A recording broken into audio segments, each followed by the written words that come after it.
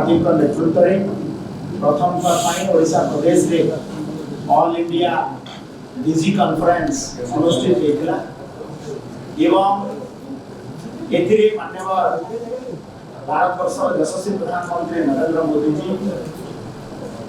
2-3 दिन काल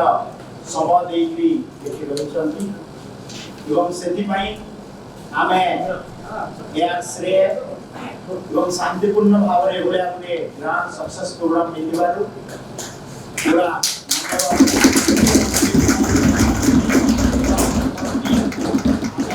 बहुत बहुत धन्यवाद जनाऊँ।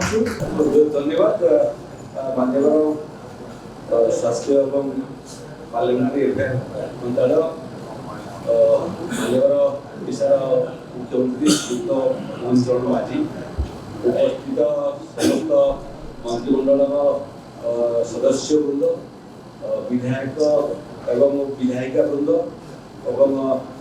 गणमाध्यम बंधुगण प्रकृत निरा अनुभव है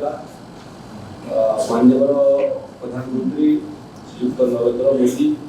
तीन दिनिया ओडिशा गस्तर आसिले नवा सरकार आसला पर आमर ओडिशा को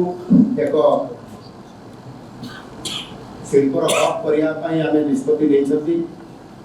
आम नेतृवृंद घोषणा पत्र स्थान देते से 5 लाख कोटी टंका पुंजी निवेश हम इन्वेस्टमेंट हम एवं ओडिशा रे शिल्पर हब हम से जो उद्योगी माने इन्वेस्टर माने जो माने आज आकर्षित होकर ओडिशा को आसबे एवं आमे Utkarsh Odisha make in Odisha conclave 2025 ना रे जो रोड शो कहउछंती मुंबई रे दिल्ली रे एवं सिंगापुर रे आमे करि सारी छंती एवं आगामी दिन रे मध्य हमर बेंगलुरु हैदराबाद कोलकाता अहमदाबाद एमिति अनेक शहर रे पुनी रोड शो कार्यक्रम अछि ता सहित मध्य विदेश रे मध्य किछि जगह रे कार्यक्रम अछि एवं सेथिरे जेभଳି भाबरे आकर्षित होइकरी पूंजीपति माने उद्योगी माने आसिया पई चाहउछंती जेतु इथिरे हमर सबसे बड़ कथा ओडिशा गोटे संभावनार राज्य से प्रथम कथा होती हमको आमर नेचुरल मिनरल रिसोर्स अच्छी आम पाखे आयरन अच्छी आम पाखे मैंगानीज अच्छी आम पाखे बक्साइट अच्छी आम पाखे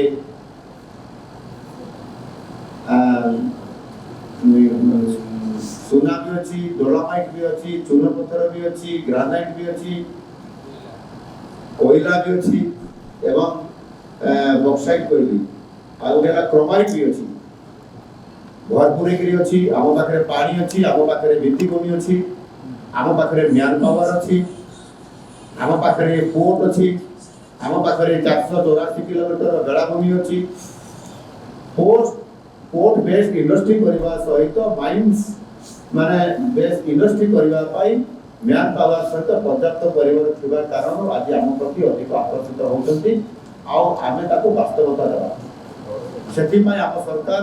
निरंतर भाव में रोड शो करके ये कार्यक्रम को त्वरान्वित करुँच ये मेक इन ओडिशा कॉन्क्लेव 2025 आसंता 28 और 29 तारीख में भुवनेश्वर जनता मैदान रे ये हवापाई जाऊँगी आ से कार्यक्रम में माननीय यशस्वी प्रधानमंत्री नरेंद्र मोदी जी आशीर्वाद कार्यक्रम अच्छी।